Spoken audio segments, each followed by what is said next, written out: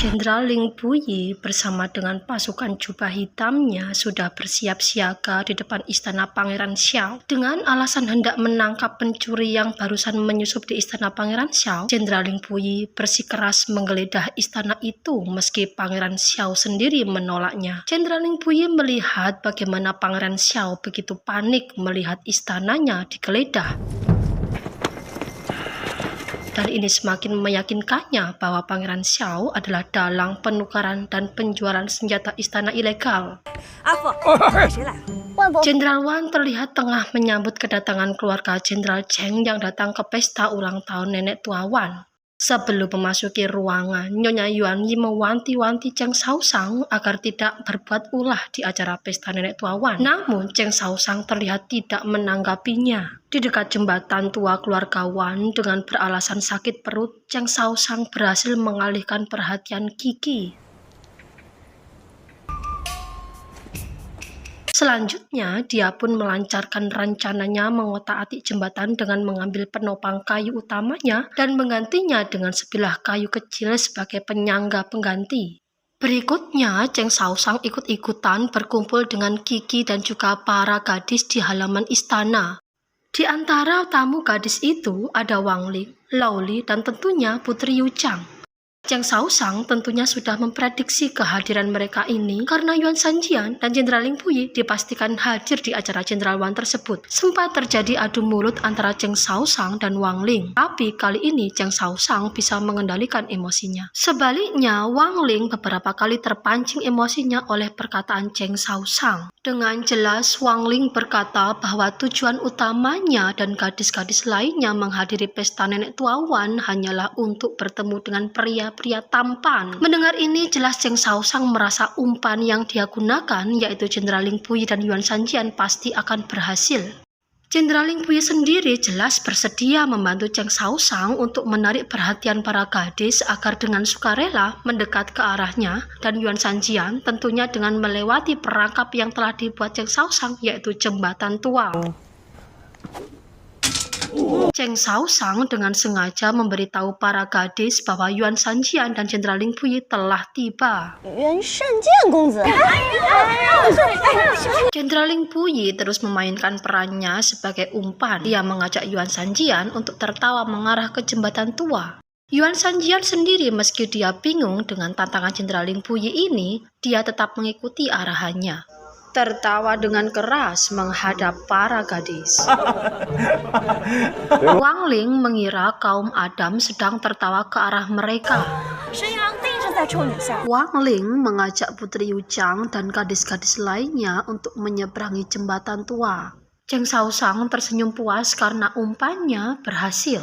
Qi dan Lao Yao sebenarnya berniat turut serta dengan para gadis itu, tapi Cheng Shaoshang segera mencegahnya. Jenderal Ling Puyi bersama dengan kaum Adam lainnya terus tertawa dengan keras tanpa tahu apa yang sedang mereka tertawakan. Putri Yu Chang dan kaum Hawa lainnya terus berlari dengan riang gembira sambil melambai-lambaikan tangan mereka mengarah ke jembatan tua. Mereka tidak memperdulikan larangan para pekerja di dekat jembatan tua.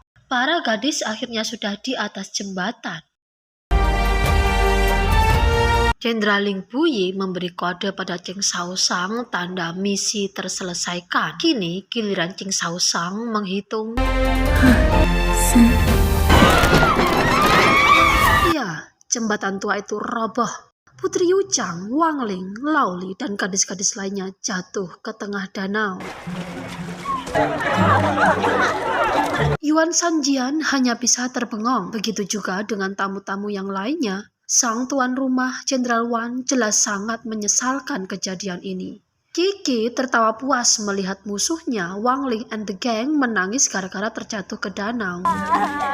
Lalu bagaimana dengan Jenderal Ling Puyi? Dia menghilang guys. Janjinya untuk membantu Cheng Shaoshang melancarkan aksi balas dendamnya telah dipenuhi. Lalu bagaimana dengan Cheng Shaoshang? Cheng Shaoshang tersenyum puas. Dia menari-nari dengan bahagia karena sudah berhasil membalas dendam pada Wang.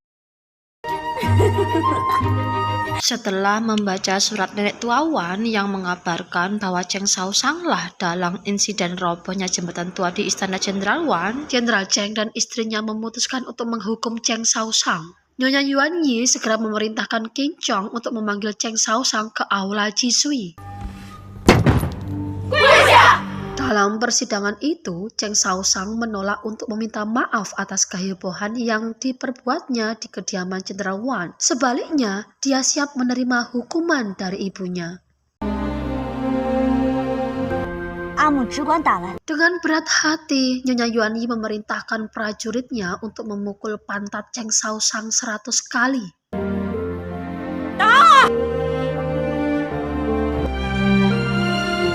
Hukuman Cheng Shaoshang tidak hanya itu. Mulai detik itu, Cheng Shaoshang akan dididik oleh paman dan bibi ketiganya. Oleh karenanya, Cheng Shaoshang ikut serta bersama dengan paman dan bibinya pergi ke kota Hua karena Cheng Ze ditunjuk sebagai wali kota baru di kota tersebut. Tuan muda Cheng Ze beserta istrinya Nyonya Shangsun Hua melakukan perjalanan ke kota Hua dengan dikawal oleh beberapa prajurit wanita Nyonya Yuan Yi dan juga beberapa pegawai Jenderal Cheng.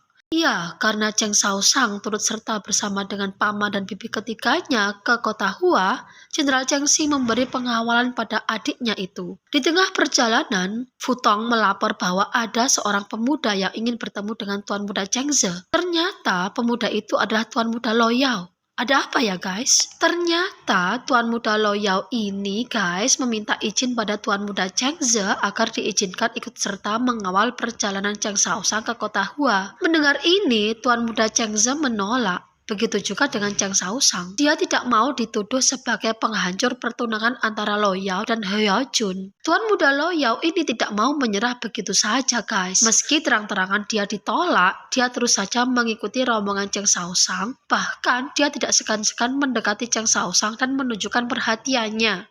Di tengah perjalanan, rombongan Tuan Muda Cheng Ze ini beristirahat. Dari tempat mereka berdiri saat ini, mereka bisa melihat kota Qing. Sesaat setelah diperhatikan, Cheng Shaoshang merasa ada sesuatu yang tidak beres di kota tersebut. Akhirnya, Tuan Muda Cheng Ze memutuskan untuk pergi ke kota tersebut untuk mengecek situasi di sana. Dia menyuruh Cheng Shaoshang dan istrinya untuk melanjutkan perjalanan ke kota Hua. Dalam kesempatan inilah, Tuan Muda Lo Yao menawarkan bantuannya untuk membantu mengawal istri Tuan Muda Cheng Ze dan juga Cheng Shaoshang. Di tengah perjalanan, laki-laki Cheng Shaoshang menemukan hal yang janggal. Bekas tapak kuda berkumpul di satu titik bukanlah hal yang lumrah untuk tempat sesepi ini. Dan benar, tak berapa lama, segerombolan orang tak dikenal menyerang mereka dengan brutal. Pengawal wanita Nyonya Yuan Yi berhasil menumpas habis gerombolan perampok itu. Takut bakal ada serangan balasan dari gerombolan perampok itu. Dengan menggunakan peta yang dibawa Tuan Muda Lo Yao, Cheng Shaoshang mencari tempat berlindung yang aman dari para perampok itu.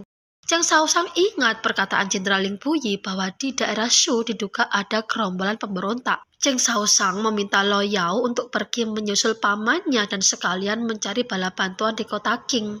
Untuk mempercepat gerakan rombongannya, Cheng Shaoshang memerintahkan semua pengawal untuk naik ke kereta dan meninggalkan barang-barang yang tidak penting. Dia sendiri memberanikan diri menunggangi kuda dan memimpin rombongannya menuju tempat yang aman. Akhirnya, Cheng Shaoshang sampai di tempat yang dituju. Sebuah istana tua dengan pintu gerbang yang lumayan kokoh berada di tengah-tengah perbukitan. Segera Cheng Shaoshang memerintahkan para pengawalnya untuk menggunakan barang-barang yang ada di istana itu untuk memasang perangkap sesuai dengan rancangan yang telah dibuatnya.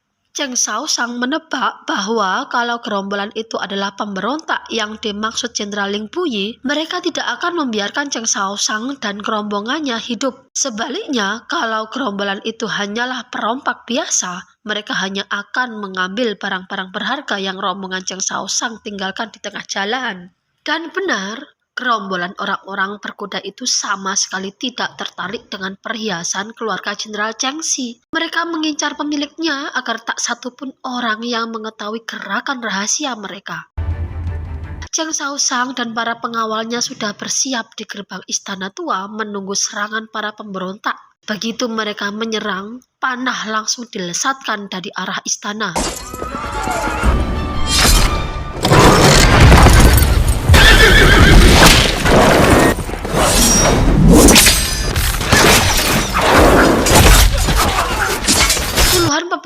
berhasil dilumpuhkan. Ini membuat sisanya berhenti menyerang dan bersembunyi. Namun sayang, anak panah Cheng Shaoshang habis. Dia tak tahu lagi harus berbuat apa. Ketika dia hendak mengintip lawan, pimpinan pemberontak itu melihatnya dan dia hendak menariknya dengan tali, tapi berhasil digagalkan oleh Miao, pengawal wanita Nyonya Yuan Yi. Miao akhirnya dibawa oleh gerombolan pemberontak itu sebagai tawanan.